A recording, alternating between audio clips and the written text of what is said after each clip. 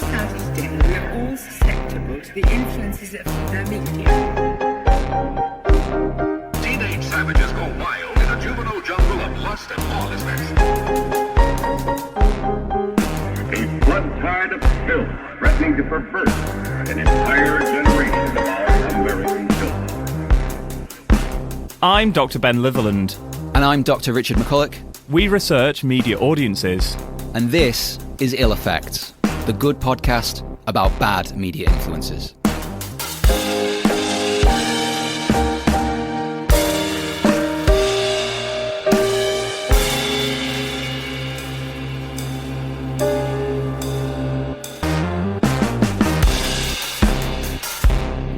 Ben, it's a big week in the UK. It is a big week. Because Ill Effects has a special episode. It's happened. We're responding in real time, sort of. Kind of in real time. I guess we should probably say that we're recording this a few weeks before the election takes place. But we have a very, very exciting election special for you listeners. Really exciting. So what's the question we're dealing with today then, Dan? So I suppose the question for us is, can the media sway a general election? Before we get to answering that question, it's probably worth us saying that this is going to be a slightly different setup to our normal episodes. So normally what we do here on Ill Effects is we do basically a deep dive into a very specific question about a very specific case study, exploring some issues around media influence, media effects, how or whether certain kinds of media have given rise to a certain kind of behavior in audiences. Yeah. And usually the way we do that is that one of us goes away, does a bunch of research, and then presents their findings to the other host, and then we have a chat about it. That's how we do it. How is it going to be a little bit different this week, though, Ben? So this week, we're kind of doing that, but we've broken up the workload a little bit. So we're going to take a couple of particular case studies, quite famous case studies, particularly in the UK. So for listeners around the world, this is going to be quite a UK heavy special. But a lot of these arguments apply beyond the UK's borders. So we picked a case study each, and we're going to have a quick chat about each case study, and then we're going to try and blend that into an overall discussion. The case study I've chosen is the famous Sun headline from 1992 after the general election result, "It's the Sun what won it." And my case study will be the Cambridge Analytica scandal, which broke in early 2018, but concerns a whole number of elections in the UK and around the world. So I guess the two case studies together, we've got one that's kind of more about a bit more historical, more newspapers, those old things. Yeah. And one that's more up to date, more on social media, contemporary media landscape, things like that. Hopefully they should fit well together, I think. We'll find out. These are obviously really big questions that I think have been debated among academics and in the media itself for many, many, many, many years. This question of how much power does the media actually have to affect the results of an election? I've definitely, as an undergraduate, been on protests where I'm like, the media's brainwashing you. Yeah.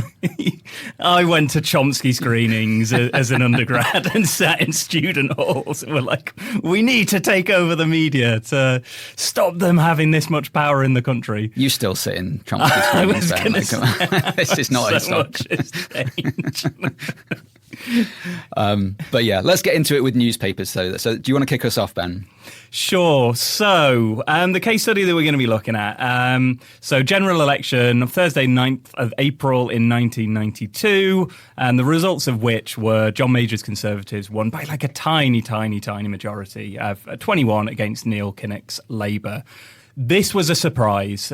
So it was a huge surprise for lots and lots of people. Everyone had predicted a hung parliament. It was on course to be a hung parliament. There was no sense that John Major's Conservatives were going to secure this. And they managed to get 42.8% of the vote against Labour's 35.2%. They'd been in power for 13 years at this point. They were a tired government.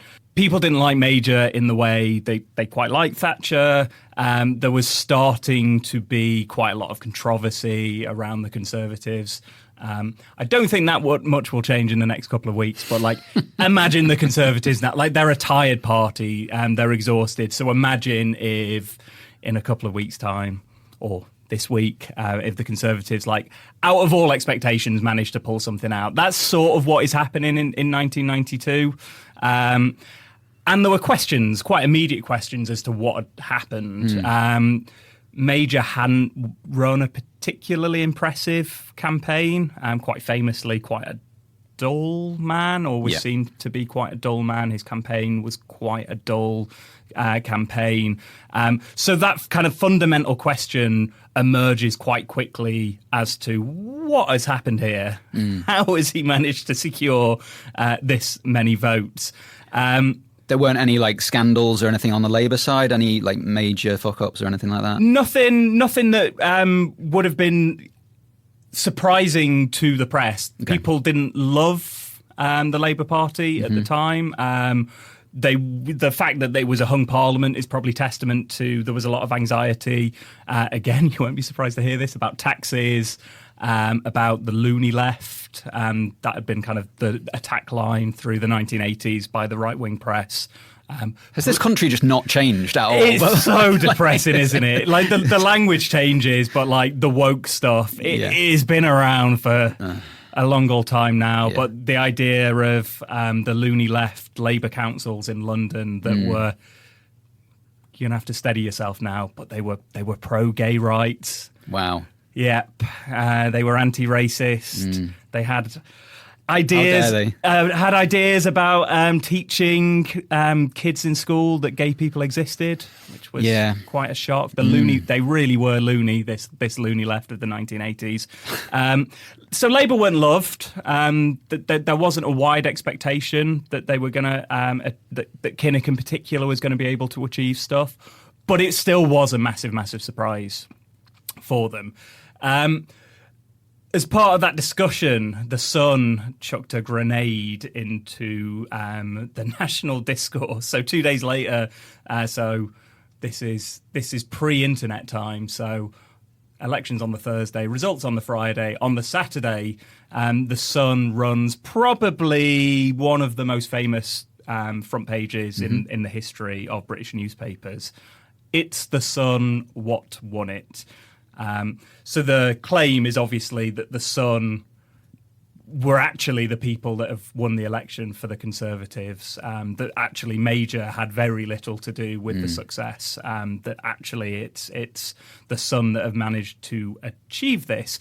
So what I wanted to do was to drill into that question, actually. I'm not the first. I won't be the last person to drill into that. But I thought it'd be interesting to pull that apart and to think about what the claim is, how that claim has been debated, whether it's accurate, but even if it isn't accurate, what sort of secondary influences might be taking place here. So we've spent a bit of time with this already. So we do have international listeners, which is very exciting, but we do have international listeners. For some people, they might actually not know what the Sun is. And certainly, I always think British tabloid culture is quite a specific thing. If you've not grown up in and around the UK, the idea of the kind of red top press and the specificity of it. I know it's something we've actually spoken about before, like tabloid language and tabloid headlines. But for non-British listeners, or perhaps maybe even for younger listeners, do you want to explain what the Sun is and what British tabloid culture is like more generally? I mean, I'm going to have to try to restrain myself from getting annoyed because I absolutely hate the Sun. I'm not too keen on tabloid culture more generally, but I can broadly accept that there's a place for it in terms of, you know, mass market news, stuff that's readily available, cheap, accessible, engaging, all that kind of thing. Other countries have tabloids as well, obviously, particularly in the US. But I think ours is a little bit more of a mainstream. Tabloids in this country have for a very long time been the best-selling newspapers, whereas I think in other countries that have tabloids, they exist, but it's more of a minority, like a special interest kind National of thing. Enquirer is seen as a bit of a joke. It's a bit silly. It doesn't have the reach that the Sun has. Or things like even, you know, not quite as sensational as the National Enquirer, which is very celebrity-driven. things like the New York Post would probably be the closest equivalent in the US context. But yeah, the Sun for many, many decades was the newspaper in this country with by far the highest circulation. By far.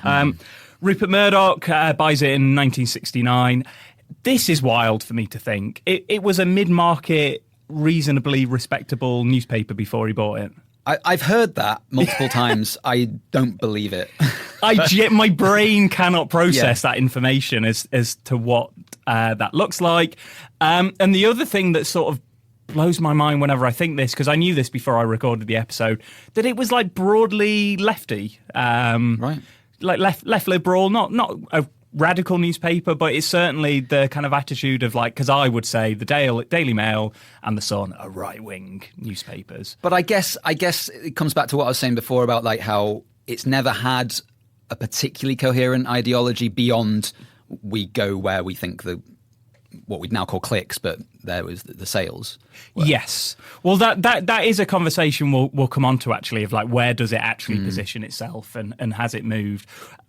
What we know is, so Rupert Murdoch, Australian media mogul, and the Sun is one of his like really early interventions into kind of what becomes a global newspaper and media empire. I suppose the other context that we probably need to understand the UK, like, I don't always agree with this, but I think it's a reasonably decent summary of like the British newspapers are really, really radical. That's like where a lot of the political discourse happens. Whereas in America, television is where the kind of radical political stuff happens. But their newspapers are a little bit more hands-off-ish. Obviously, in the UK, we've got the BBC. I think it's very strange, again, if you're sort of broadly on the left, like left liberal in the UK, like how much are media newspapers like dominated by right-wing voices. That it's quite hard often to find a newspaper that speaks to you, particularly if you're in the sort of like hard left. I think that you're not covered. Like even like The Guardian, which would be one of our sort of left liberal newspapers, it probably is more liberal than left. And then we have like 8, 9, 10 sort of right-wing newspapers, 2 of which are owned by Rupert Murdoch, 3 a couple of years ago. Rupert Murdoch is a capitalist.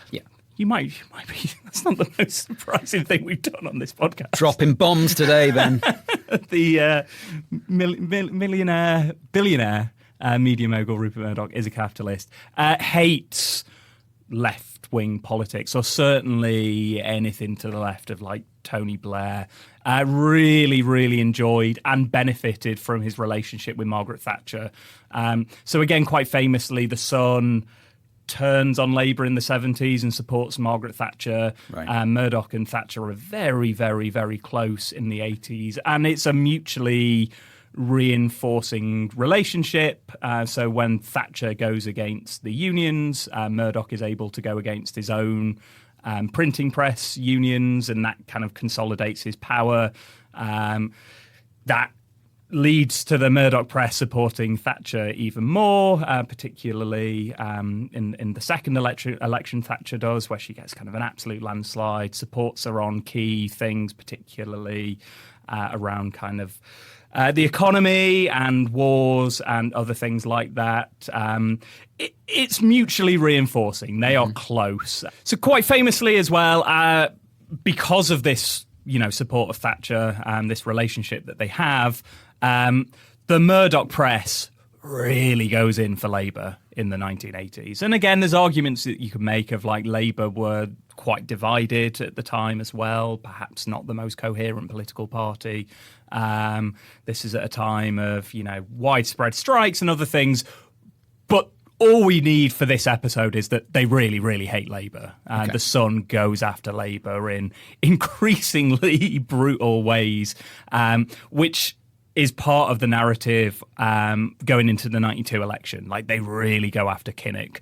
Kinnock thought he'd done a reasonably good job of sort of like taking the edge off the Labour Party that the Sun had gone after in the early 1980s, but they just continue to go after him and really, really, really brutally go after him. So I've given you a couple of headlines, the first of which is in the lead up to the election, and then the again, a very, very famous front page of The Sun that they ran on election day itself. So do you just want to describe to the listener what you can see? Okay. We have two major headlines here, both very famous ones. The first one is a picture of Joseph Stalin. And it says, "We get the poll, others passed over. Why I'm backing Kinnock by Stalin." Okay, so I've seen this headline before, but I don't actually know the full context. Did they write an entire op-ed pretending to be from Joe Stalin? Yeah. Who supports Kinnock? Amazing. What a world. Okay. And the other headline we have here is a front page of Neil Kinnock's head inside a large light bulb, which just kind of honestly looks quite funny in and of itself. But the headline next to it in massive letters, pretty much filling the entire front page: "If Kinnock wins today, will the last person to leave Britain please turn out the lights?" Yes. The fact that you've said they're famous, I think, is really interesting because this pierced British culture, like particularly the second one. The second one, out yeah. the lights. So even so, I don't remember this election. I was alive. I was 5-6 years old, but I don't really remember this. But like, if you grow up in British political culture, this sense of the politician in the light bulb, that's what they can do to you. Yeah. I think they ran it again for Corbyn. I was going to say that straight away I was thinking of Corbyn, and not specifically anything to do with a light bulb. I think they did rehash it for that, but just generally a lot of it was a joke about electric lights, I think. Right. Okay. Yeah. But a lot of the headlines that they had about him, not just the Sun, but a lot of the tabloids were similarly just comical, in how much of a caricature they were going for. Whatever you think of Kinnock or Corbyn or whatever is by the by, but to characterise a serious political debate in those terms is quite striking. This is not grown-up political discourse about policy, and this is probably, I think you're right, these are probably the most two famous examples of what the Sun was doing, but this was constant, and this level of ferociousness in terms of their attacks were pretty much non-stop in the entire lead up to the election, but it'd been running in various forms for 10 years, links between Labour and the Soviet Unions, all of this kind of stuff, to this level of immaturity as well. So in that context, you can see why this argument about the Sun winning, it makes sense. You can absolutely see why quite immediately both Labour and the Conservatives settle on a level of agreement about this. To the extent, I'm going to play you a little clip now, but to the extent that Kinnock himself names the press in his resignation speech about why they lost the election. My sorrow is that millions, particularly those who do not have the strength to defend themselves, will suffer because of the election of another Conservative government. I make and I seek no excuses, and I express no bitterness when I say that the Conservative supporting press has enabled the Tory party to win yet again when the Conservative Party could not have secured victory for itself on the basis of its record, its programme, or its character. Yeah, interesting, just how strongly he puts it in that sense, in that he's literally kind of claiming there is no other way. Yeah. There's no other explanation almost for why the Tories won that election. Yeah. Other than the press. And that was widely regarded by everyone as the truth. As the truth. Both truth. Left and right, like the Conservatives, because we've got access to diaries and other things now, like the Conservatives at the time, particularly advisors, so people who were a bit removed from major, they were buying, Sun editors drinks and congratulating them and thanking them for, because, they were like, our campaign wasn't very good, you won it for us. Right. And obviously in Labour itself, particularly people close to Kinnock, there was a deep sense across politics and across the media itself that the Sun had a claim, actually, that it wasn't seen to be outrageous in the sense of it's not true. It was seen to be outrageous in the sense of, I can't believe you've put that on your front page. I can't believe you're kind of living up to that. We have little bits of claims. So Kelvin Mackenzie claims, the editor of The Sun who ran the front page, he says that Murdoch hated it. And I think that's quite generally agreed, actually, right. that Murdoch rang him up and gave him an absolute bollocking. Famously calls it the biggest bollocking of his life for running this. And Murdoch was later asked this at the Leveson inquiry, and he said that he found the headline tasteless and wrong for us. We don't have that sort of power. Which is interesting for people like you and me, because I think I probably agree with Murdoch there, but I'm not sure I necessarily want to line up next to him on that particular point at a Leveson inquiry. I guess it's telling that he is only saying that in the Leveson inquiry, though, and not saying this publicly. The idea that his newspaper is powerful is probably generally advantageous for him to talk about that, whereas in the context of Leveson inquiry, which was specifically about, all sorts of problems in the press, it's in his interest to downplay how much influence and how much power he has. It's something that I think we're going to speak a lot about in this episode, actually. I think there's always this, like, double bluff going on of, like, depending on the audience, newspaper editors on the one hand claim that they have zero power. And this was actually something the UK Press Gazette claimed a few days after. To claim they have no influence over the decisions, opinions and attitude as readers would be a suicide note sent to all advertisers. So there is always that claim of, like, why are the editors of these newspapers getting special access to Margaret Thatcher? Why does Murdoch have all of this power? Yeah. If he doesn't have any power at all. And I think that fuzziness is something that we probably need to drill into a little bit. And it's something that has been sustained and maintained into an era of social media. This, like, promise and pitch that you do have power, but actually then one questioned on it that you don't have power, and where the middle ground is on those two positions. I definitely want to talk about this around Cambridge Analytica, I thought you might. We'll come back to that. I thought you might want to talk about that. Again, almost immediately, there is a very, very, very long-standing debate about media influence that runs, particularly about this claim. It's hard to overstate how much this claim impacted 1990s politics. I think this front page, it haunted Labour. It really sat at the heart of debates about media power in the 1990s. And it quite quickly, that becomes... It's very, very rare for nerd political communication people to be, like, front and centre in the press. But, like, there are published papers that take place in the 90s about whether this claim is true. Perhaps most famously, Martin Linton, then a Guardian journo, becomes a Labour MP at the 97 election. So he does claim that actually this is true. I'm not going to drill into the methodology. It's a slightly weird methodology, but he comes to the conclusion that basically the Sun did get an 8% swing from Labour voters to Conservative voters. Again, I'm nerdy. I always forget that John Curtice is a real academic. Like, he's not just a media guy. You're going to need to explain who John Curtice is. Well, I think everyone no one knows who John Curtice is. So John Curtice in Britain is a talking head on election nights. Yeah. Did you used to have election night, like, drinking pies as an undergrad? Briefly, yeah. Yeah. There was a phase when a lot of the channels started doing, like, alternative election, like, so Charlie Brooker and David Mitchell and people like that, which I really enjoyed. That was very much my scene, where it's like politics, but it's cool and it's ironic and it's fun. So I used to, so certainly from kind of 2001, I'd stay up and, you'd drink.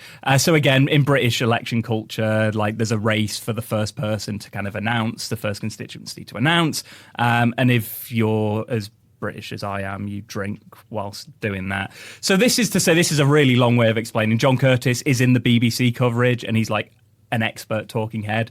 But from my perspective, he's somebody that turns up in my life once every 5 years at 2 a.m. in the morning when I'm already drunk. And I'm like, hey, it's that guy. He's the person, who turns up to explain the polling numbers, the exit polls, how they were determined, to look at those big graphs and the graphics and things like that. Yeah, it turns out when he's not arriving when I'm drinking. He's doing work. So he was the other person that kind of made the counterclaim that he was unsure. So he studied attitudes from 92 to 97 and then used the 97 election to kind of say, I'm not sure these claims are necessarily as true. There might be a little bit of noise in there, but it's certainly not enough for the Sun to make the kind of claim that they won it. Did the Sun make the same claim again in 1997 because they switched again, didn't they, and backed Tony Blair? They did switch again. They don't run a front page in the same way. Is that just because it was a landslide though? Yeah, this is part of like, we'll come on to this. It's really, really hard to study, millions of voters and other things. Certainly it was widely understood within Labour that helped. Like if you think that Martin Linton is making the claim that the Sun actually are telling the truth and then he goes on to stand in that election and wins that election, that sense in Labour that we need to secure Murdoch and we need to secure the Sun, I think is part of the discourse of the 90s. Again, whether the Sun doesn't run the front page in the same way, but I think there's a strong sense within British culture that helped at the very least. And this is an ongoing debate, so there is interesting research kind of for and against, like it continues to be a debate in the kind of political communication stuff.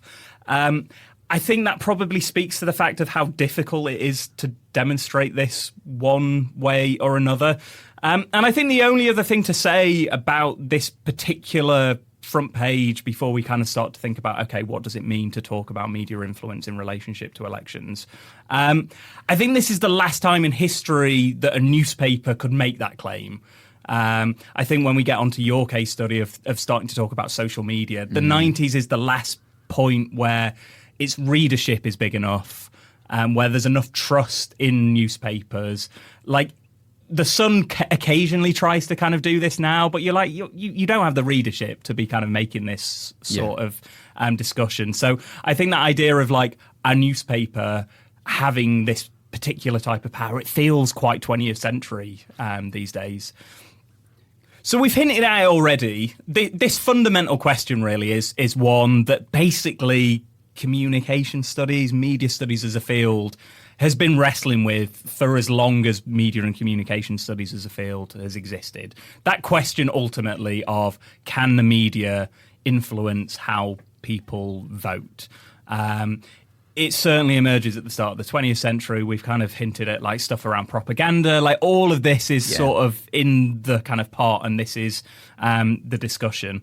I always think when we talk about media power, on the one hand, we don't want the media to be able to brainwash people. Like, that is a quite scary thought. Yeah. But the idea that you can't write an article and change somebody's mind is also quite a terrifying thought. Yep. Like, I would like, as somebody who's got a podcast, I'd like to think that, you know, if we put forward a good argument and we have evidence and we kind of demonstrate our claim, that somebody somewhere might go, oh, that's an interesting point. I'm going to think about that. It would also be kind of absurd to claim there's nothing, there's no impact. Exactly. Because then otherwise, how does anyone form opinions on anything? Exactly. So we're somewhere between those two positions of like, we probably do want there to be some influence and effect. We probably want that to be kind of mature and a process and, you know, engaging with lots of other things. So I always think that when we start to talk about, like, can you change somebody's mind in the media? Like, I hope so. I suppose the issue for us, and I guess this is one of the conclusions we make often, is not that the media doesn't have any effects or influence, but it's so hard to disentangle the media's role in shaping behaviours and opinions from all of the other many variables, like all the other influences on someone's thinking or someone's behaviour, including their own background, their own, you know, family, friends, where they grew up, all that sort of thing. Yeah. So this is something that is often in like the literature, and again, I think it's something that we've picked up on, that idea of like the media having a nefarious influence that you can't see or you can't quite understand, that it's forcing people to do stuff that they wouldn't like ordinarily do, or they're voting against their interests, or all of these things. I think that's often the kind of anxiety about like the media influence, that like Murdoch has made people do something that if the Sun didn't exist, that they wouldn't do otherwise. It's doing something like to them, as opposed to like you say, there's other things going on. Because I think the fundamental point is that politics is mediated. It's impossible to engage with contemporary politics, particularly, you know, I was going to say in a developed nation, but fundamentally in anything approaching like a nation state, your vast majority of engagement with a politician is going to be via the media. Very few of us have, you know, access to, even if you've seen politicians speak. Increasingly over the last 100 years, we've kind of seen media and politics sort of merge. They're kind of one in the same. I think just reflecting on my own experience of like watching, like meeting politicians and seeing them speak like in person, I feel like those events, I already know what I think about the particular candidate before I go and see them speak. It's very unlikely that I would change my mind on the basis of that. Yeah. So this is that speaks to one of the many difficulties that we have of like when we're trying to demonstrate a newspaper's influence. Did the Sun win it? It's all like it's so tricky, and very smart people have tried, and you can try and untangle this. And this is something that scientists have to deal with. Like trying to isolate a potential cause of something is always difficult, but it becomes really, really difficult because none of us just read a newspaper. Like you'd have to be like how weird would you have to be able to cut yourself off from television, radio, your friendship groups, your background, and all you do is read the Sun. Like, you can't do that as a scientific study. The ethics boards, mingling ethics boards, won't let you just have somebody grow up only reading the Sun. I don't even think it's an ethical question. It's just a practical question, isn't it? It's an ethical question as well. Can you imagine how weird you'd be if you grow up only reading the Sun? We're getting off our track, but like it's really difficult to isolate all of these different things. It's kind of too messy. If you've kind of already suggested people's ideologies, people are kind of quite incoherent with their political attitudes, for better and worse. Like a lot of people, politics is actually quite low down their list of things that they're interested in, concerned about. Rightly so in some ways. I often think I am interested in politics, but like I'm a freak. Like you should be weird. Like you shouldn't be staying up and drinking and being like, hey, it's John Curtice. Like what is wrong with you? Like that's how you end up with a podcast. Those sorts of life choices, like don't end up with a podcast.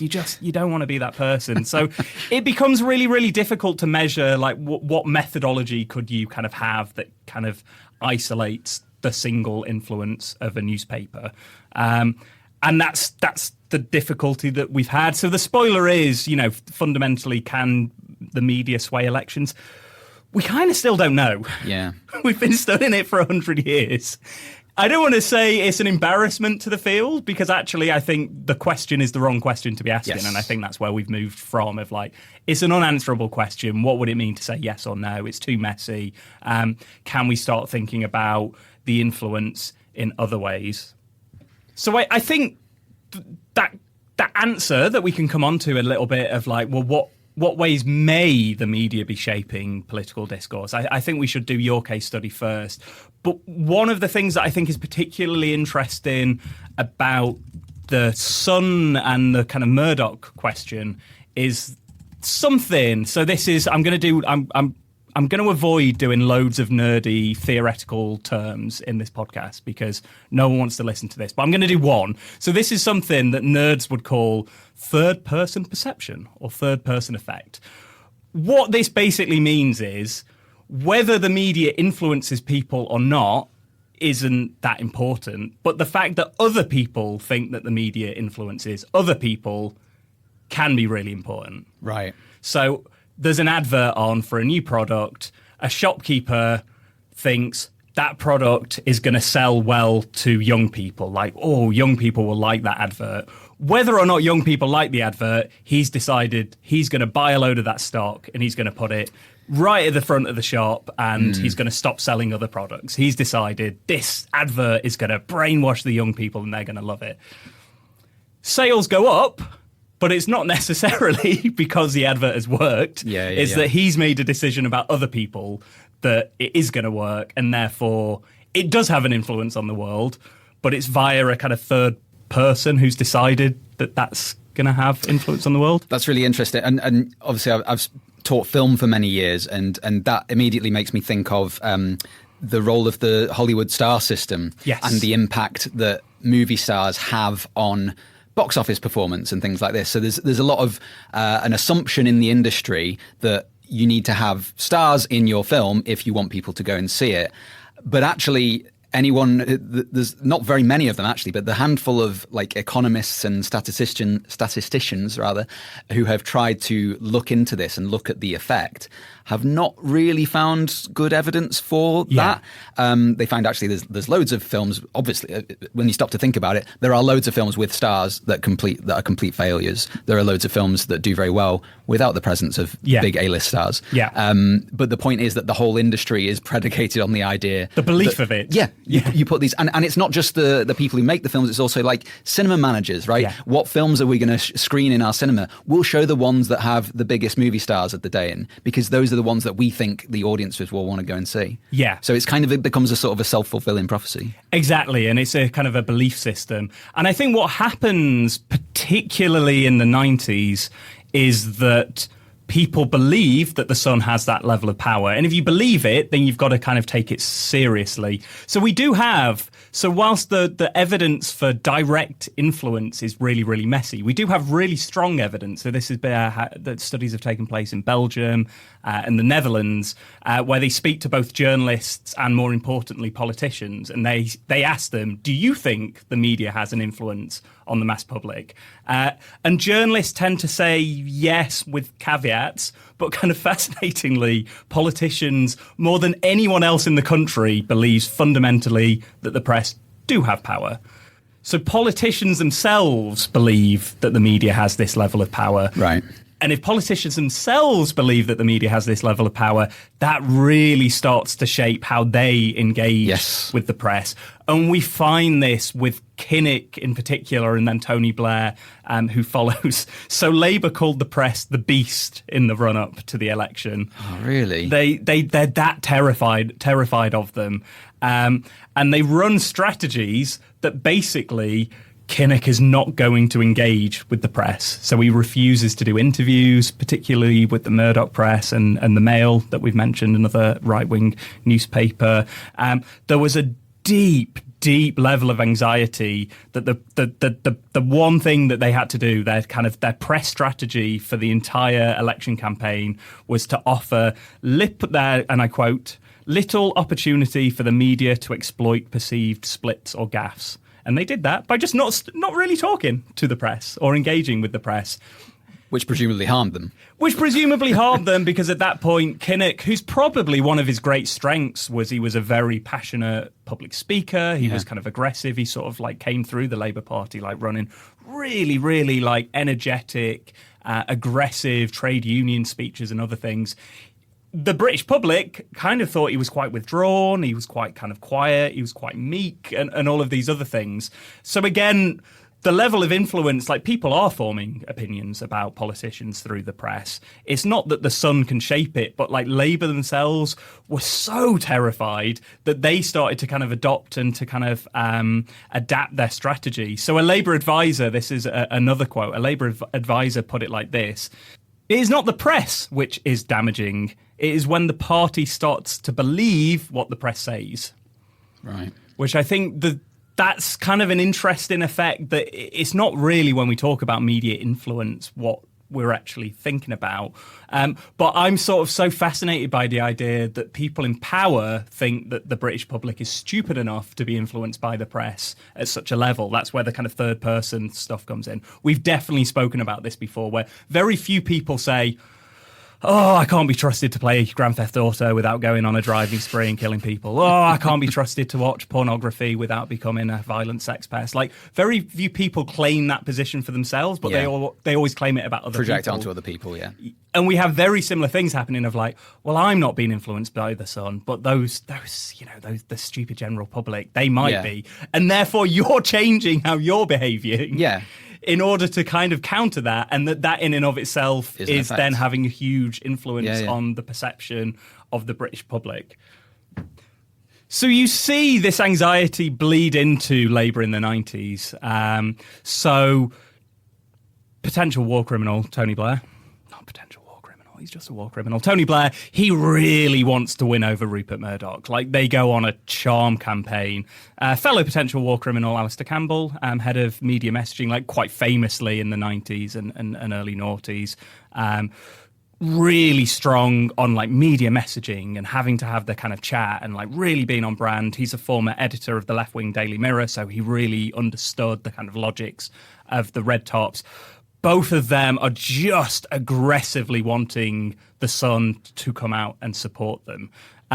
Again, as you've already indicated, I think the Sun kind of blow with the wind a little bit on this. Like, it was fairly obvious to anyone who was paying attention that Tony Blair wasn't just going to win the election, that it was going to be a landslide of a win. So the Sun coming out and backing Tony Blair in the days before the general election is like running to the front of the crowd and saying, follow me. But you can see what, Tony Blair and others had just studied the Kinnock election and were so anxious about the possibility of media influence that it shapes everything that they do in the run up to it. So, does the media sway an election? I think on the kind of the case of the Sun winning it, probably not. Messy, undecided. I don't think so. I'm not convinced. I think you need stronger evidence to make that sort of claim. Mm-hmm. Does the media sway politicians? Absolutely, 100%. Completely. They think it does, and if you believe it, it kind of becomes its own form of reality. Yeah, and I guess that question about whether it's a real influence or what we mean by a real influence, whether it's just the perception of power versus real power, is super important to the next section that we're going to go on to talk about. I want to move on to my case study to think about the Cambridge Analytica scandal. I assume you remember this. I do remember it. Yeah, I do remember it. Were you following it quite closely at the time? We've established during the course of this podcast that I'm a nerd, and I was really interested in it. I was really interested in the fallout when people had stopped being interested in it. And then I guess we've done this a little bit already in this episode. I was really interested how people that I have some form of political affinity to, whether that's academics or people on the liberal left, the way they spoke about the scandal. And I remember being a little bit frustrated even then of like, I'm not quite sure they've got the power that you're giving them.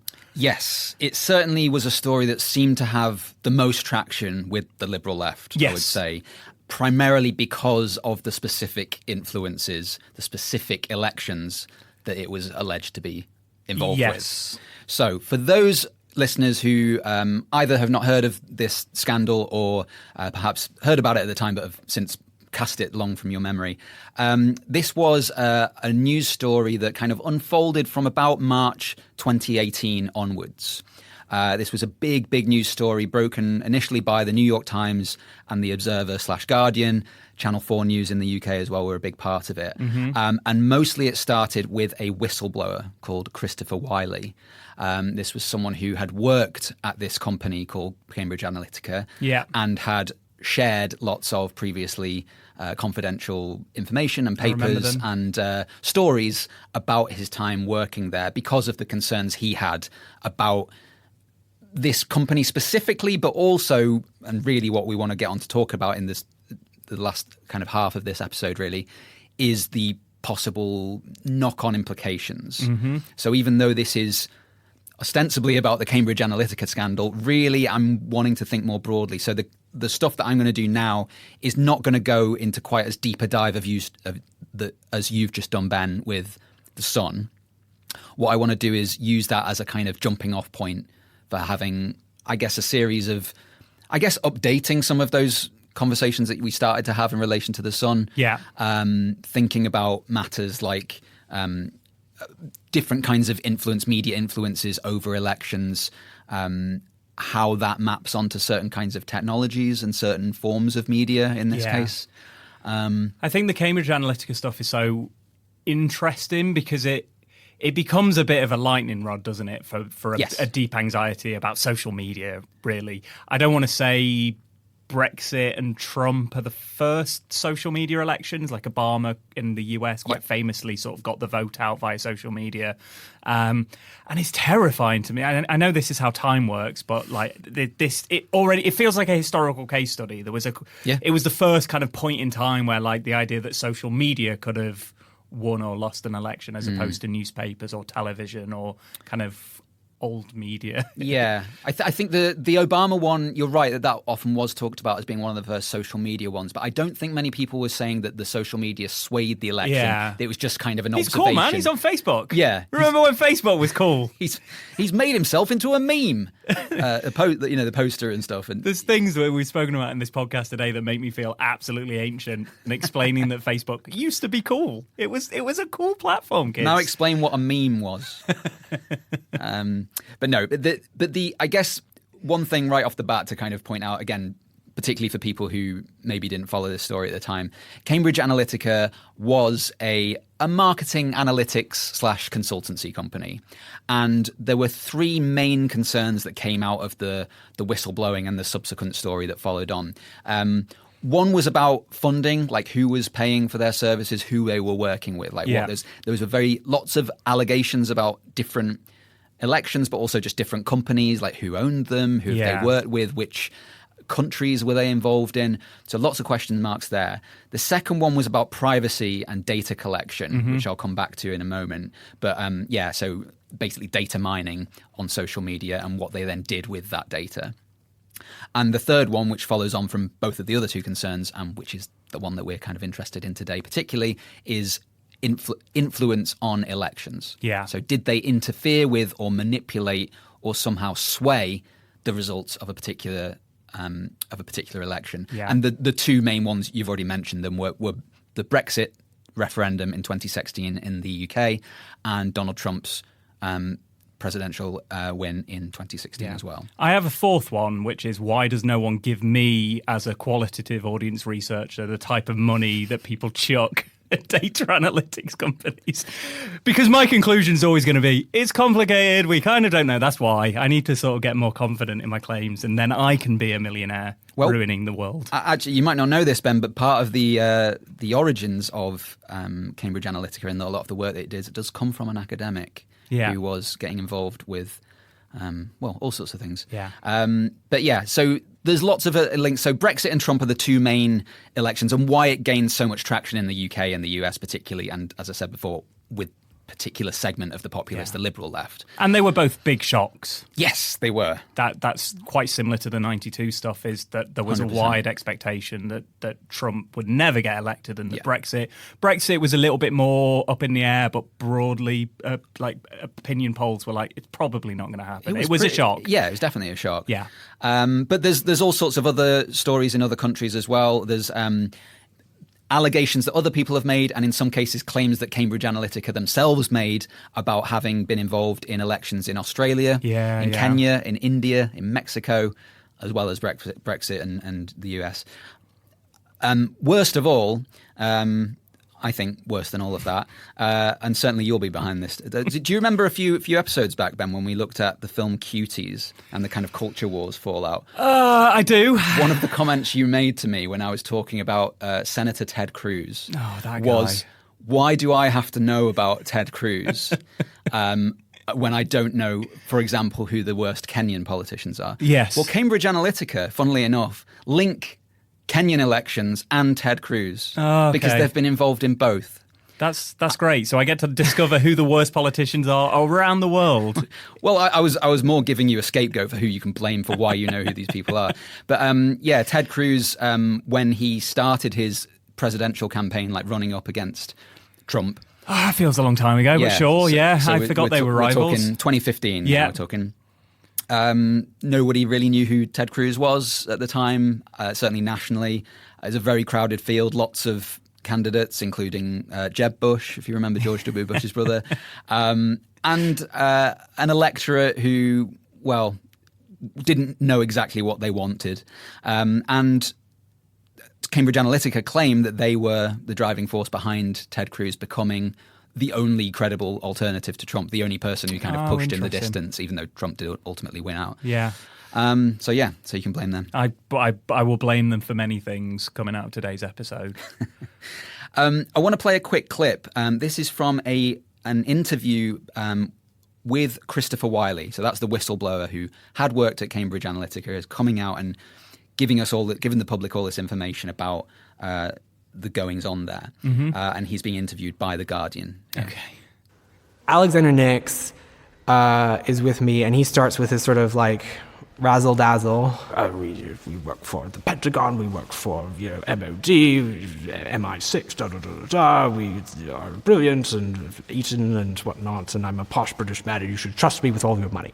Essentially, the pitch was that we were going to combine micro-targeting, which had existed in politics, which was in part my background, but bring on boards new constructs from psychology, so that we wouldn't just be targeting you as a voter, we'd be targeting you as a personality. And in order to scale that, we would then be collecting a lot of data on people, so that we could build a psychological profile of each voter in a particular region, or in this case, all of the United States. Now, you can probably guess the reason why I chose that clip is partly because he's kind of outlining one of the main kind of the USPs of Cambridge Analytica and the work that they did. Yeah. Why they became influential. This is before the scandal, I mean. This is why lots of politicians and political parties and political groups wanted to work with this company. Yeah. Is because they were using this thing that they called micro-targeting. Sure. They were basically a company that combined behavioral science, data analytics, and emerging ad technologies which could, micro-target different segments of the population in a way which was quite sophisticated relative to what we've been working with. The ways that market researchers have segmented audiences for a long time. Yeah. So traditionally in market research, people talk about segmentation, which they basically mean dividing the audience or the voters or the population into different groups, usually by things that, demographics. Yeah. Age, race, gender, geography, things like that. Obviously, those are important. Those things are still important. They haven't gone away. But it's given what's happened in the last couple of decades is the emergence of a field called psychographics or psychometrics. Yeah, those guys. And it's basically a more advanced version of those previous versions of segmentation. So instead of just trying to say we're targeting working class men between the ages of 18 and 35 or whatever, you're building psychological profiles. Yeah. So it's much more about figuring out what kind of personality someone has. Tired. I'm tired. Is that your brand, is it? I'm sleepy. Tired academics. But I guess the idea is that you understand the personality, you understand their psychology. That means you can understand their behavior, or at least that's the assumption. And that's the pitch. And voting is obviously the key behavior that they're interested in here. Yeah. So they're moving away, and when I say they, I mean advertisers in general and people who work in PR or any kind of promotional industry or reputation management or anything like that. Moving away from kind of blanket strategies where like, this is how we market this candidate and we market them in this way to all these people. Yeah. It's tailoring things to particular groups of people, targeting particular messages for a specific group. Yeah. That's the main difference which is emerging here. The way that they get this data, the way that they build these psychological profiles is part of the controversy. I think as someone who followed this story, you'll remember what this was. Do you remember where it was they got the data from, or some of the data at least? Yeah, so as I remember it, so I've not done any research for the episode, but as I remember it, it was Facebook. It was back when Facebook was just swamped with like, which Buffy character are you? Which Friends show are you like best attached to? Are you a Ross? Are you a Rachel? Like, it was a mess of a platform, which again, it feels quite old. Like it feels quite a different era of Facebook. There was a lot of like free games. There was a lot of like invites and like pokes and all that kind of. It's that era. Yeah. That's there. No, pokes are before this, aren't they? Yeah, Pokes yeah. is really early Facebook. No, but certainly like the BuzzFeedification of media and like listicles and the personality quizzes. And things like so that. they created a quite clunky which type of person are you? I can't remember how many questions it was, but I think it was around 20. It was exactly 20. Oh, there you go. Good, lucky guess, but well, I don't know. And then that the data then it was Facebook was a lot laxer on how people like third parties could use that data, so they presented it as a fun thing that lots of people filled in, and then they scraped it or they stole it. I can't remember the exact mechanism, but they got the data and then used that to feed back into Facebook around elections. Yes, exactly right. It was an app called This Is Your Digital Life, created by an academic, a psychologist. The Friends one would have been better. I genuinely love it if we were like doing Brexit debates. It's like the Rosses did it. Who's the Gunther in this one? Trump. Yeah. But yeah, so it was created by an academic, a psychologist who worked at Cambridge University. Oh, fancy. So prestige. But yeah, called Alexander Kogan. And, he built it based partly on his own research into, psychological profiling and things like this. Yeah.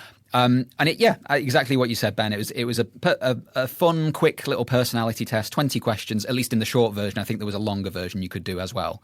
But I think the more popular one was 20 questions. Yeah. But the big controversial aspect of it particularly was that they got 300,000 people to do that quiz via the app. Yeah. But then it also, because of the permissions and the settings and all this kind of thing, it also then scraped data from everyone that those people were friends with. So it ended up with, from 300,000 users, having data of an estimated 87 million users. Yeah. Which is a pretty big data set. That is a big data set. So even if you might still say that's not everyone and maybe it's a certain kind of person or a certain slither, like those are big numbers to be working with. You've got a lot that you can do with that. For any sort of sample, that's scary. Huge. Yeah, that's a scary sample. I also I think it's funny that if you can convince 300,000 people to fill in one of those really boring, stupid quizzes, you might get cocky about what you can get them to do elsewhere. Yeah. I'd start overstating we got them to fill in this. It's so stupid and boring, and they did it anyway. The other controversial aspect of this case was the fact that Kogan had done this work under the guise of his role as an academic. Yeah. So he basically got permission to do the app and to put it on Facebook from Facebook because he was an academic at Cambridge University, but he wasn't actually doing it in his capacity as a researcher for Cambridge University. This was private work that he was doing separately. The developer of the app then sold that data to Cambridge Analytica. So there's all sorts of, it's quite hard to keep track of exactly who is to blame, exactly who initiated what. Who's signing off the ethics? Have we checked his basement for a child who only reads The Sun? I don't want to go there, Ben. I don't want to go in anyone's basement. But you can quickly see how this became a huge scandal. And, whatever you want to say about whatever conclusions we end up drawing in this episode about the actual power of these, of this data mining and the actual influence. Oh, it's gross. It's really gross. Yeah. Whether you can do what you promise you can do or not is different to I don't want this guy to have my data. And more importantly, my friends and friends of friends' data. 100%. So in some ways, it's not a million miles away from stuff which has existed in advertising and market and communications research for a while, but it feels like a step across a line. It feels like a bridge has been crossed, and certainly in terms of ethics, morals, privacy, surveillance, things like that, those are a lot of the issues that got a lot of people's backs up, really understandably. Like I said lightning rod before for the elections, but it's a lightning rod because that was a big debate at the time as well of how much power Facebook had. These companies have become big quickly and rich quickly and had a lot of access to data quickly. And at the time, there was a lot of discussion. There still is, but I remember at the time, like, transparency about data management, all of those things. Yeah. It felt like a betrayal on Facebook's behalf, and since they have tightened up a little bit. I mean, yeah, I'm not a Facebook worker. I don't have access to it, but you get the sense that via EU regulation and other things, like, people are a little bit better at this. Yes, and I think that's one of the good things to have come from the scandal, is that a lot of people became more attuned to some of those issues. In some cases, I may come back to a paper later which maybe casts some doubt on that. I guess the issue here is that those questions about privacy, about ethics, they then led people to question, in whose interests is this work happening, in a way which wasn't really happening with previous versions of data mining and, collecting data about audiences and customers. Yeah. So all other stuff so previous experiments with politicians on social media and on the internet, for example, you mentioned Obama before. We could talk about targeted ad banners being used in the New York Times as early as 1998, for example. Yeah. Things like that. But that just kind of felt like just an extent. Well, it's just kind of advertising as we've always known it, but just in a new space. And that's fine. Like, people are broadly fine with that. I think so. The issue here is that it seems to be on a scale and with a use which is much more egregious, seems much more that it is benefiting, anyone who can pay for that stuff or anyone who can control that data, rather than, getting a message out to people who genuinely want to hear that message. I think a feeling at the time, and I think this is probably true. I think I'm probably on board with this as an argument of, again, whilst we might not necessarily say it has a direct effect, we still want, political advertising to be legal, to be within the realms of, like, an honest debate. And I know that makes me sound naive, but like, we kind of do want this stuff to be regulated, but I think we all want to have a sense that we all have access to the same information. And I remember that idea that, I think it got down to like double digits, or certainly like triple digits, of like only a couple of hundred people have seen one particular version of this advert, and that's in a very specific locale or a swing state or a close constituency. That feeling of like, well, has this been regulated? Like, we do have quite strong kind of laws regulating political advertising. It across all democracies, the US is very strict, and that sense of like, crossing a boundary or pushing up against a kind of an ethical boundary or a legal boundary, and that, like, it's quite like weird feeling to have, like, only a dozen people have seen this, but that might be quite important. Yeah, so that targeted, that the nicheness of it, if for want of a better word, was part of the concern, and just the idea that how, I guess, again, how, like I said before, how sophisticated these profiles can be to an extent. We can talk in a moment about how accurate they actually are. We'll get on to sophistication. But the perception that they're sophisticated, it feels more intrusive. Right? Sure. Rather than just labeling me as a middle class straight white man, it's labeling me as something which is much more about stuff that's going on inside my head, which I might not even be aware of. It feels more like it's, God, get out of my brain, man, like that kind of thing. Yeah.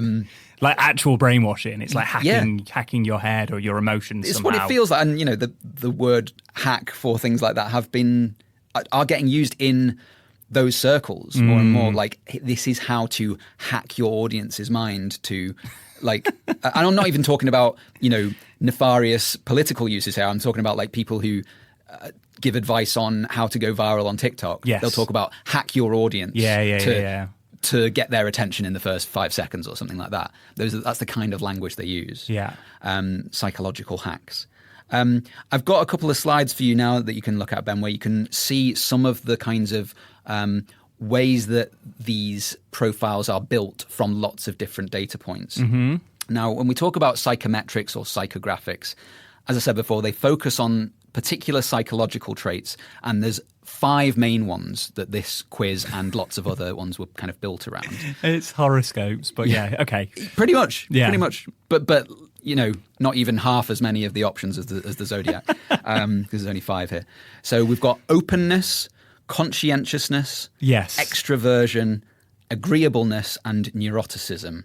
The acronym OCEAN. Okay. Yeah. But so it's an acronym which has been in the use since the 1980s. But the problem with this kind of thing has often been about the data collection. Like, how do you get good enough data that is detailed enough for each individual person to be able to build a detailed psychological profile? You couldn't really do that very easily because you have to get lots of people to spend a long time either in an interview or filling out a survey or something like that. But I've printed off a couple of slides here for you that you can have a look at. So what you're looking at now, Ben, is basically a spectrum. So for each of those categories, so like openness, conscientiousness, etc., it has a spectrum from one side, one level of openness to the other. Could you just talk us through what the two ends of the spectrum are and the kinds of things that cluster under each one? Yeah, okay, so I've got liberal and autistic and conservative and conventional. So presumably, I've got a list of like hobbies or like texts or like films or like musicians. So presumably this is like part of the data. It's the likes that have been kind of clustered, or this is the profiles that they're making based off like Facebook data and other things. Yeah, so the people who like these kinds of things tend to be more liberal and artistic versus the people who like those kinds of things tend to be more calm and conservative. Yeah. Well, I mean, so some of this stuff is you don't need to pay an expert in order to generate the insight that conservatives are probably pro George Bush and the Republican Party, and that liberals tend to watch The Daily Show more than conservatives. Like, I don't need to pay somebody millions of pounds for that level of insight.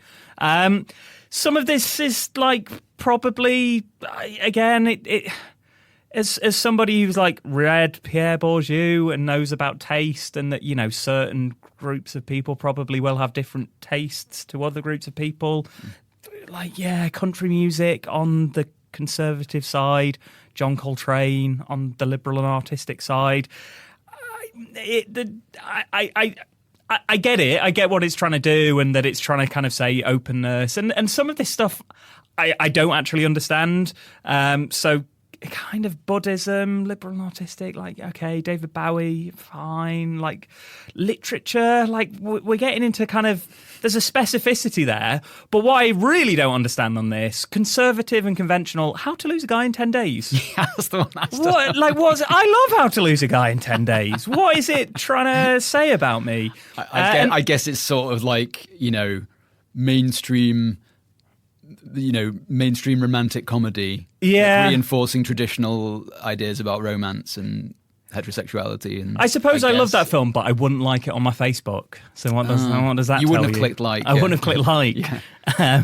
Would you have had a quote from it? Do you remember when Facebook used to have quotes for everybody? I do. Oh man, I won't even try and remember how embarrassing my quotes were on my first ever Facebook profile.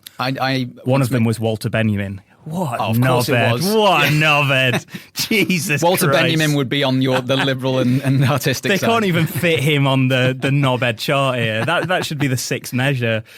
Some of this stuff, like watching TV, football, I assume that's American football rather than soccer, but NFL Network. Rap and hip-hop, again, there's interesting things here. Like, this would be an interesting thing to kind of look at and teach with, maybe, if you're trying to kind of talk about taste. But I'm not sure it all matches. Some of it's obvious, and the less obvious ones need more explanation, I think, potentially. And neuroticism. So this is a separate list. This is a separate list. Yeah. And I think listeners are probably getting the point. The neuroticism one is one of the funniest things that I've ever seen. My Bloody Valentine and Prozac Nation are unemotionally unstable. That is true. If you're on a date, us, haven't they? Yeah, if you're on a date and somebody's like, my favourite book is Prozac Nation and my favourite band is My Bloody Valentine, you can carry on dating them, but they are a little bit, to be honest. Yeah, they're probably a little bit emotionally unstable.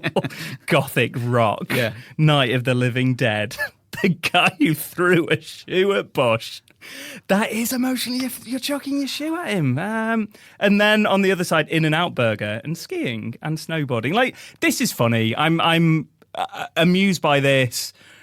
Clearly, they made bigger claims about what this clustering of likes and interests tell us that normal ideologies or normal demographics wouldn't be able to tell us. But I am already like, are you sure? this smells a bit off to me.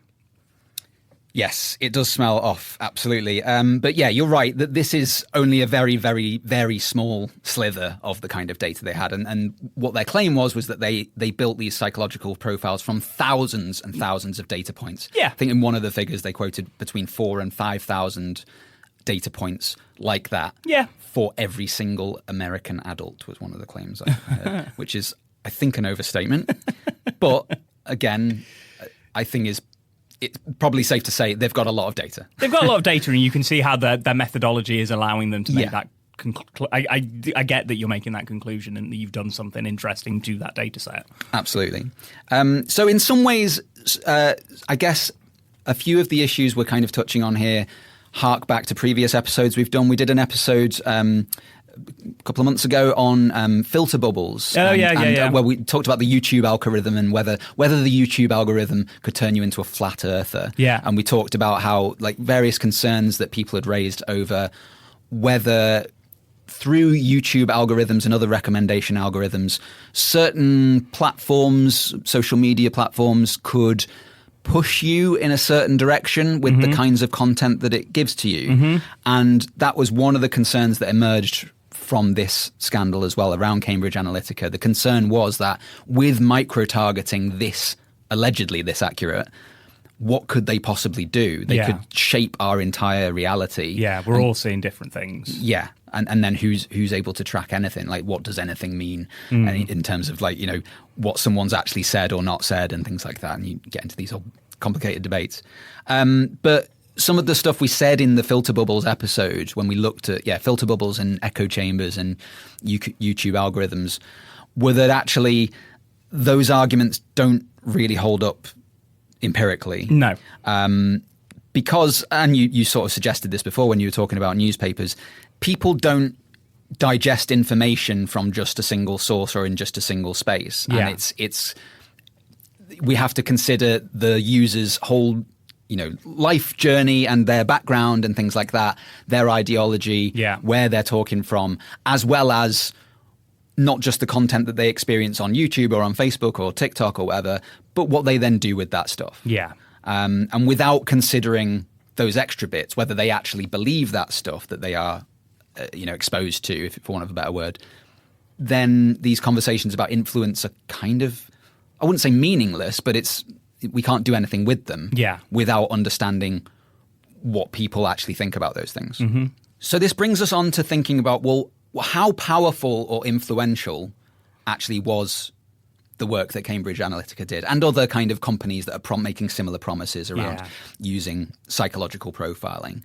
As before with the Labour stuff and that idea of the politicians think this is having an effect. Lots of people did spend a lot of money buying and using Cambridge Analytica. Yeah. So that kind of secondary question of whether or not it is having an influence. It certainly is having an influence on the way that politicians think and talk and promote and present themselves to the wider public. Yeah, and I guess in the same way that the Sun's narrative, even if we might struggle to kind of demonstrate an effect on the election empirically, you can sort of see it, right? In terms of the Sun has literally been saying these things in a very tight election race for a while, and then the result went that way. In a similar way, Cambridge Analytica have been there, or at least claimed to be there, at the scene of a lot of, not necessarily crimes, but just a lot of election results going the way that they were on the side of. So as I remember it, their pitch absolutely was, we can win you an election. Yeah. Quite straightforwardly, we've done it before. Yes. In where people were paying less attention. We've done it in developing nations, but we can do it in Britain. We can do it in the US. We can deliver this for you. Absolutely. So a couple of points of comparison here. Christian Fuchs, media, kind of critical theory, Marxist media scholar, has done some work on the 2011 Arab Spring and the Occupy movement of 2012, and thinking about, so those were two kind of social movements that were very heavily linked in the press to social media, people, to the extent where people were saying social media, particularly Facebook in the case of, well, actually in both cases, Facebook had been behind the Arab Spring in 2011 and the Occupy movement, or at least played a hugely influential role. I was doing a PhD in a media department in 2011. Like, they loved it. What a future we were all going to have of the more democratic, internet-based political culture. Oh, people were so excited. So he was interested in his research in thinking about. So the Arab Spring was in 2011 into 2012, a series of revolutions, uprisings, protests in various countries in the Arab world. So started in Tunisia and then spread to countries like Libya, Egypt, Yemen, Syria, et cetera, et cetera. Now, one of the problems he raises is one of representativeness and visibility. So just because we can see these people talking about revolutions and protests and demonstrations and the need for change, that doesn't necessarily mean that it's influential. Yeah. And it also doesn't necessarily mean that that's representative of a larger sentiment in the population. Yeah. It might be. Yeah. But we don't know that. But the evidence that he has looked at, he cites, for example, the Tahrir Data Project, which interviewed, a survey with more than 1,000 activists from one of the uprisings, and just talking about kind of, why you got involved with this, how you got involved with this protest. And overwhelmingly, people did say that, things like Facebook and email were a factor, but they were quite low down the list. And the ones that came by far up to the top of the list were face-to-face interaction, telephone conversations, television. It's more traditional kind of forms of media. So that doesn't mean social media played no role in those things, but it's pretty far down the list and nowhere near as influential as people like to latch onto. So I think one of the things we need to bear in mind when we're having these conversations about media's influence on elections or political activity generally, maybe take it with a bit of a pinch of salt, and bear in mind, particularly if it's something which is alleged to be new, or like the first time something has happened in this way around a new technology, I would be really skeptical about it, because it's often the kind of story that journalists and academics, frankly, get excited about, because it seems fun and new and exciting, but that doesn't necessarily mean it is. And it's so patronizing, isn't it? I often think when we're kind of having these types of conversations that the agency of people as people is often disregarded. But I think when you're talking about revolutions or, people genuinely risking their lives or their livelihoods or, long prison sentences against, oppressive political regimes. The idea that, like, they saw it on Twitter and then they were like, whoa, I need to do it. Like, obviously, the long-standing, like, political feelings that, like, exist outside of people's mobile phones, and that people, on the whole, don't risk their lives just because they saw it and they thought it'd be funny to get along with. Like, I just find there's something about that, particularly with the Arab Spring. And I know, like, the more nuanced questions were about communication technologies facilitating organising, but that's an already more nuanced question. Like, do people use telephones and BlackBerry Messenger to organise political protests? Yeah, probably. Like, that's interesting. But then it's a tool. We're talking about technologies as a tool then, rather than as a driving force in people's own lives. Yes, it is a tool. And I think it's a good point, actually, because I think this is something we see again and again with lots of different claims that are being made about technology's influences on all sorts of things, even way outside of politics. I'm thinking particularly, because I think when you stop for a moment to think about how people actually use media and how, just think about yourself, if you're listening to this, how you form opinions on something. It's very, very rare. It might not have even ever happened where your opinion on something has been changed, completely flipped in a different direction because of one article you've read or one video you've watched or something. It's usually a cumulative thing that takes a long time and also has to fit in with other stuff you previously believe. So, a lot of the debates around whether, certain social media platforms cause, I don't know, like gender dysphoria or eating disorders and, things like this. You've done one past episode and one future episode. But it's true, though, isn't it? And that's one of the reasons why we're able to do this podcast, is because these claims keep getting made. And it's this is one of the reasons we wanted to do it in the first place, is to encourage people to just take a beat and just to sort of like just stop to think about your actual media consumption and how it works. Yeah. Because even just reflecting on your own experience, you'll probably realize that these simplistic claims about, people on TikTok are watching stuff about autism and that's making them think that they're all autistic now. Yeah. It's like, no. Can we just not have this really simplistic debate? That's just not how media messaging works. Don't be like Neil Kinnock. media. You'll lose an election thinking like that everyone else is stupid and you're not. And you'll end up with someone drawing a picture of your head inside a light bulb, and, it's embarrassing. No one wants it. Thinking back for a moment to the clip that I showed you just before, the other thing that raised, so the main reason I showed it was because it was quite a nice, succinct description of the kind of work Cambridge Analytica were doing. Mm-hmm. But the other thing it did, if you recall, was he kind of spoke about the way Alexander Nix, who was the CEO of Cambridge Analytica at the time, how he spoke to prospective clients, the way he would brag about having worked with the Ministry of Defence or having worked with this campaign or with this politician and things like that.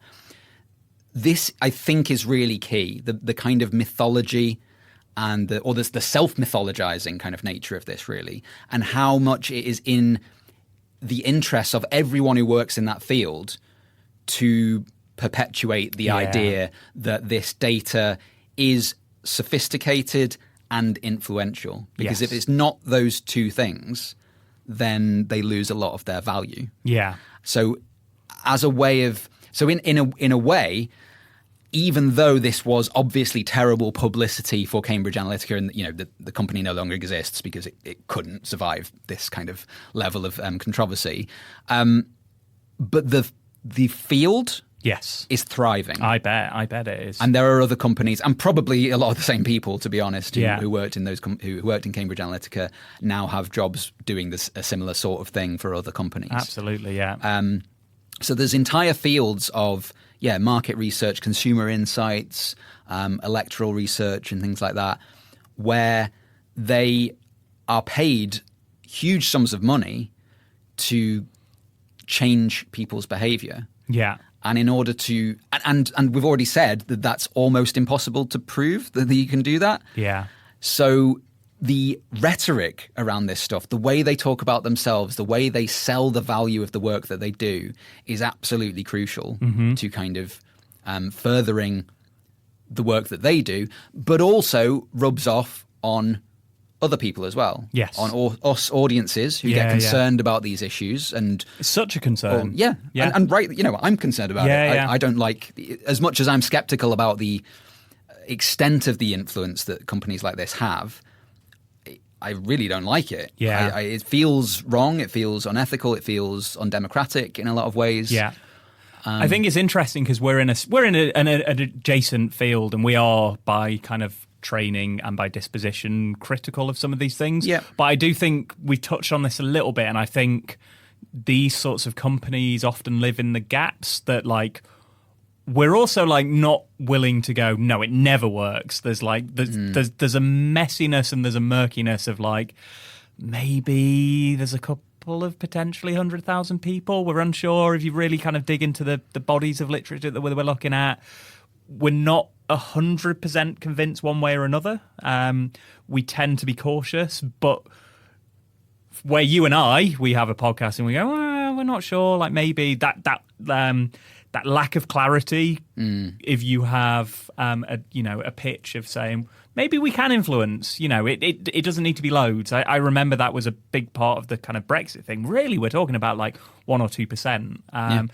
In a two-party system or in a first-past-the-post system as we have in the UK, a couple of hundred people in one constituency, a dozen constituencies, that could be the difference between a majority or a hung parliament. So there's that pitch is sometimes like, we can win you an election, but it's only going to be a couple of hundred people that we necessarily need to convince. And again, I'm still very cynical of that, but I understand if you're a politician and the rival party is doing that you kind of have to do it as well. It becomes a little bit of an arms race, right? Of like, even if it doesn't work, we can spend this money on it. Yeah, you can't afford to be left behind. You can't afford to take the risk that it might be a real effect. Exactly, I guess is the issue, isn't it? I'd be interested to, this is slightly going back to something we said before, but I'd be interested to hear your take, Ben, on the how sophisticated this data is and these profiles, because even beyond the tables and things that I just showed you from the Cambridge Analytica personality test, I know that in some of your teaching, for example, one of the exercises you've sometimes done with students is you've got them to look at the kinds of data that Google has about them and what Google thinks they are like. Yes. And you've had, I understand, mixed experiences with how accurate that data has been. Yeah, so Google's changed the way that it presents its data as well. I've been doing that since I started teaching. So it's been a long time ago now. And I've also done it for myself where there's something quite pleasurable about looking at how like Google or increasingly Spotify or other platforms like present your data back to you as a spectacle or as something to kind of be enjoyed. So like Spotify, Wrapped would be like the big one, but like those sorts of things where it's quite nice sometimes to see yourself, and it can be really pleasurable and enjoyable if you feel like you're being seen, or if it's kind of accurate, or there's kind of a truthiness to it, to borrow a term. And it can also be quite like frustrating, but also quite enjoyable on its own terms when it gets you completely wrong. Like the first time I ever did this, students like thought it was hysterical that like they'd been, misgendered, or they'd completely misread who they were. And I think both of those things can be true. That I think particularly Google, all of the big platforms, but Google in particular, does have like intimate knowledge of you and your likes and dislikes when we kind of think about potentially like sexuality and other things. Like realistically, your internet service provider probably does know more about you than, whole friendship groups know about you and your likes and your dislikes and your anxieties and, health scares and all of these other things. Like we do give that to Google freely. So, Google can build a profile, but also there are parts of you that it doesn't see that your friends probably do see. And I think that tension is always at play when we're talking about data. And I think that tension is also at play of like, it's one thing for Instagram to be trying to sell you a shirt because you Googled that you're going on holiday soon and it knows that you've looked at similar shirts. I think as a pitch, that kind of makes sense. Like maybe they'll buy it, maybe they not. Like I can see why advertisers like, sure, we want to target people who living in the northwest of England and are going to go on a summer holiday soon. So they want, new shorts and new shirts. I've been buying a lot of new shorts and new shirts recently. That's why I've got shorts and shirts on the mind. Like that makes sense. If I sold shirts, I'd want to put shirts in front of them. Maybe they buy it, maybe they don't. Maybe you get a few more sales. I think when it comes to voting, there's a slippiness there of like, I think it becomes a struggle based on my own knowledge of myself, but also the research of like, people's voting preferences are really deep and they're really hard to change. And there's so many contingencies in that decision-making process that I don't think it's as simple as like, we'll put shirts in front of 100,000 people who are about to go on holiday because they've just booked a plane. And if you get 10 more sales, cool. Like you're in independent shirt sales, like 10 more sales, excellent. I think there's a tension there that I can't quite overcome of like one thing makes more sense to me as opposed to the other one. It feels too messy and grand and big to be able to do that based on 20 fucking questions, right? Lazy questions, simple questions. Yeah, and I tried out a version of the test as well, and they are quite simplistic. It's like, it's stuff like when you go to a party, you're the life of the party, kind of in a social situation, and it's like a Likert scale of how much you agree or disagree with that statement. Yeah, it's things like that. It's like, are you really basing a whole aspect of my personality on whether I think I'm super sociable or not? Particularly on a binary choice. Yeah. Like well, it's a spectrum, but... No, but I'm saying the voting is often... In the UK, it's not a binary choice. In the US, it pretty much is. Yeah. In the Brexit vote, it pretty much is. Like, the promise that you can, persuade groups of people based on that. I'm highly, highly cynical about it. Yeah, well, okay, in that case, Ben, you wanted to talk, I know you were interested in having a little section about the factors that underpin voting choices in general. Do you want to go back to talking a little bit about that, like linking the two case studies, if you want? Yeah, so I suppose I don't want people to listen to this episode and be like, oh, the media doesn't have any sort of like sway. That was the sort of language that we use. I do fundamentally think that the media plays a significant role in our democracy, that it can shape the types of things that can be spoken about, that over and in collaboration with things like social networks, which is to say your kind of friendship group and what you talk about in your friendship group, or, you know, people down the pub, that it's very hard to do this in a lab-based setting, and it's very, very difficult to demonstrate in a kind of scientific sense. But fundamentally, the question of the media shaping the types of things that are spoken about at an election, or the types of what we call in kind of academic terms, like the framing of an issue, I think can be quite important. The way that we do talk about setting the agenda. I think, like agenda setting or kind of priming, which is what we kind of talk of, like, from the perspective of the UK. I think if you ever go out and speak to people, so I've actually done kind of general election audience research, and if you ever go and speak to people about what is important in your life, like talk me through what you think is going well in your life, what you think is going wrong, what you think politicians could help you with, those sorts of things. Like the EU is always way, way, way, way, way down the list, or it always, it was way, way down the list. But fundamentally, debates about the EU have dominated I was going to say adult life, but it's the entirety of my life. I don't think there's been an election. In some ways, the election that, for listeners, is in a couple of days away, the fact that the EU isn't dominating it is quite interesting. It's a bit of a relief. But I think that question of, like, the press can do a pretty good job if you do, like, content analysis of newspapers. The EU is on the front page of newspapers for years and years and years, which isn't to say it's brainwashed people into thinking about that. But I do think that idea of, like, setting the agenda, that it's always something that people talk about, and then politicians have to talk about it, and then that becomes kind of part of the narrative and the discourse and the things that are spoken about. So I think it's hard to prove that. Like, what would a proof be that agenda setting, in the end influences an election?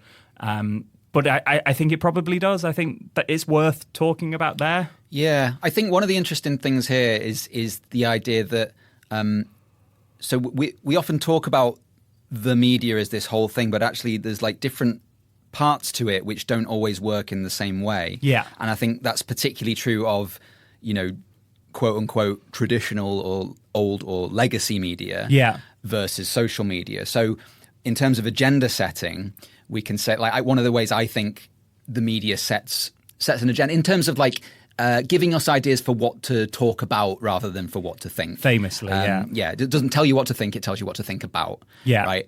Is one of the quotes, or that gets a version of a quote that gets bandied around a lot. And I think it does do that to a large extent. And I think particularly it's also, by extension, it also misses out things that therefore maybe don't get talked about so much. Yeah. And I think that's where one of the ways that social media, or at least for a time, kind of started to fill that gap. Sort of people saw it as a more democratic tool because they thought it could help people, give people a space to talk about things that the mainstream news wasn't getting talked about. And there still are, large groups of people who talk about the alternative media and alternative news and alternative facts even, and things like that. Yeah. And that is a very real, whatever you think of people who feel that way or the ideas that they extol, that's a very real use that people get out of social media. I guess one of the things that we're seeing with Cambridge Analytica and the kind of gradual encroachment of capitalism into social media that's taken place steadily over the past decade or so. Yeah. Those two things are less distinct than they maybe were when social media started. Certainly the promise of social media, whether even at the kind of early days it kind of delivered that. I think that, that leads me to, like, other ways that people do have shortcuts for understanding the world, and that, you know, I don't think somebody sees a newspaper headline and then goes, okay, that's what I believe now. But if that kind of raises a question that you know, newspapers do provide the everyday conversations for people's lives. So this was one of the kind of famous early insights from kind of the limited effect stuff. But the idea of like personal influence, that kind of in a friendship group or a family, there will be somebody who's perhaps seen to be like more knowledgeable, and that they can, you know, that influence is just as, if not more important than the press itself, but that the press plays a role in those kind of social networks. And I think Facebook, so when I'm talking about social networks there, I'm talking about the kind of classic sociological definition of like your actual network of people that you know. And I think social networks like Facebook, the kind of digital versions, they're not one-to-one, but they try and replicate that. So there's something interesting there of like people have trusted people in their lives. You know, I've spoken to people that are like, oh, if my uncle shares a newspaper story, I'm more likely to trust it or read it, or there's other things going on there. And again, we're coming at this from a completely different direction than can newspaper influence the election. Yeah. It's what do people experience and consume and engage with in the lead up to the election that may or may not shape their vote. And it might sound like a small distinction outside of kind of academia or on this podcast, but it is also quite an important distinction, I think. Yes. The other thing I would add to that is the fact that what we mean when we talk about the media, in scare quotes, has changed massively over the last, let's say, 30 years. Yeah. It's completely fragmented. There's a much, much bigger range of players than there used to be. You know, so it's no longer, you know, a handful of newspapers, a handful of TV stations where we get most of our information. Yeah. Now it's, you know, hundreds of TV channels, loads of news websites, thousands, if not tens or hundreds of thousands of social media accounts. Yeah. Everyone's a producer. Everyone's a content creator. Yeah, and of course the anxieties about fake news that kind of ran concurrently with the Cambridge Analytica stuff. But those two go hand in hand. Yeah, because Cambridge Analytica and all the people like, you know, Dominic Cummings, who, you know, is often talked about as being one of the masterminds behind the success of the Leave campaign in the Brexit referendum, and in other fields as well, people who are good at data seem to be held up in this environment where trust in all sorts of institutions and all sorts of media and all sorts of traditional figures of authority has declined. Someone who has an answer, someone who can tell you, I've got loads of numbers and I can prove that this is the right way to do these things. Yeah. It's happening in sport, like the data revolution in sport, like the way that the kind of celebration of number gurus, like who work at like various, you know, football clubs or like sporting directors who claim to be able to spot the most talented players and all those kinds of things. Yeah. They're held up and valorized as like, you know, the saviors. These are the people who are going to help us to succeed in a super complicated, confusing, unpredictable marketplace. Yeah, I think what is interesting about both the case studies is that we're looking at kind of different eras of media, but that idea that like somebody knows what they're doing. Yes. It's such a powerful, like, whether they're good or not, the idea that like, well, Rupert Murdoch is in control of this and that he has access to. And I do think that's one of the things that I, again, would stress about kind of the idea of media influence is that it's multi-directional and that perhaps the media is very good at reinforcing things that we already believe to be true.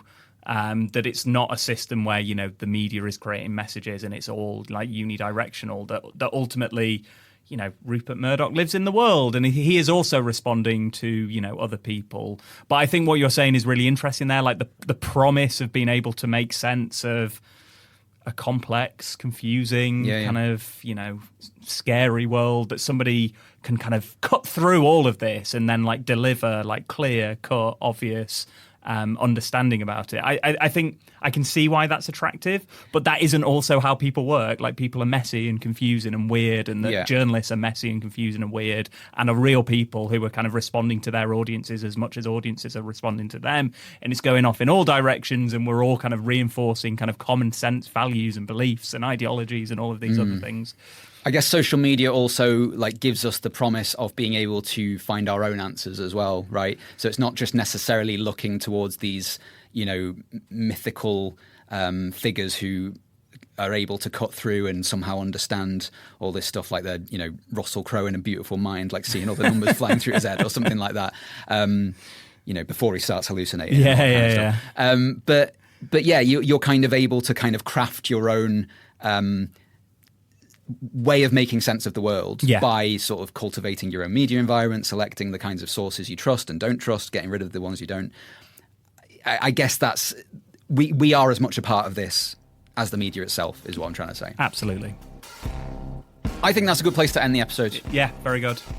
So that also brings us not just to the end of the episode, but to the end of our first season of Ill Effects. We did it. We've done it, Ben. Season 1. 11 episodes. Yeah. It's been an experience. It has. I've enjoyed it.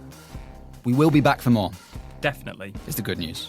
Well, for those of you who are enjoying the show, that's good news.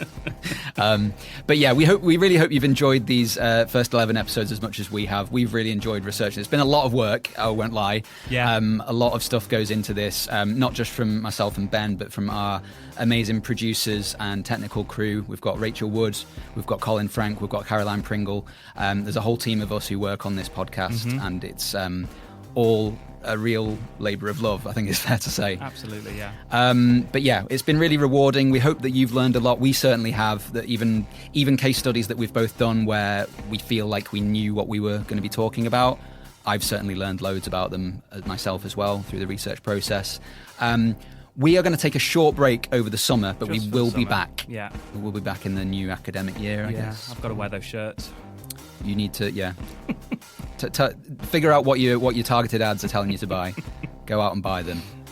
Come back with some new threads for the new season. In the meantime, we are going to ask you listeners to help us get the word out about the podcast, because we're really proud of the work that we've done. We'd like to get these ideas to more people, not just for our own vanity's sake, although that is mostly obviously it's mostly about the vanity, but also because we feel passionately about these issues, right? About media effects and the terrible arguments and problematic ways of thinking about media influence that we see all around us all the time, which was the inspiration for this. Yeah. This podcast basically grew out of me and Ben getting increasingly irate at each other across WhatsApp and Facebook Messenger over many years. So there's two things we would like you to do for us, please. If you could give us a shout out on Facebook, Twitter or Instagram by tagging us at IllEffectsPod and say what you like about the podcast. So basically just give us a shout out to you so that other people can help discover us. Every single one of you who tag us will be entered into a competition. We've never done a competition. What's the prize? It best be really good. It's an amazing prize. We don't have a budget, so our prize is that you will, a winner selected at random will have the opportunity to help us decide what one of our episodes will be for season 2. Don't be weird about it. Yeah, I mean, we might have to veto it if it's What ideas are you going to veto, Ben? There's no guarantees. So bless my dad. My dad is always like, when are you going to mention me? So I'm going to mention him in this context, that he wants us to do an episode about plastic bags. Sorry, Ben's dad, but I don't think that quite fits with the remit of media. But he might win the competition, so we might be doing episode 1 of season 2. Maybe we could pivot into, like, I don't know, environmental communications and whether they have an influence on. Maybe. Yeah.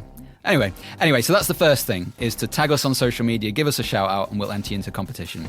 The other thing is that we want to know more about you. So if you are listening to this, I promise we won't make you do a stupid personality test or like create an elaborate or terrible psychological profile. I'm not promising that. I want to find out which of our listeners is a Ross. Which Power Ranger are you? But yeah, we want to know what you enjoy in particular, which episodes or aspects of the show you've liked, or things that we could do better, or things that you'd like to see in season 2. So if you could follow the link in the episode description to fill in a short questionnaire all about you. We will also put those the links to those questionnaires on our socials. But we would be super grateful, and we will see you next season. Yeah, please go vote. You've been listening to Ill Effects. This episode was researched by Ben Litherland. And by Richard McCulloch. Produced by Rachel Wood. Produced and edited by Caroline Pringle. Edited and mixed by Colin Frank. The music for our episodes was created by Brutalist, Colin Frank and Maria Sappho. And recorded and mixed by Joe Crispin.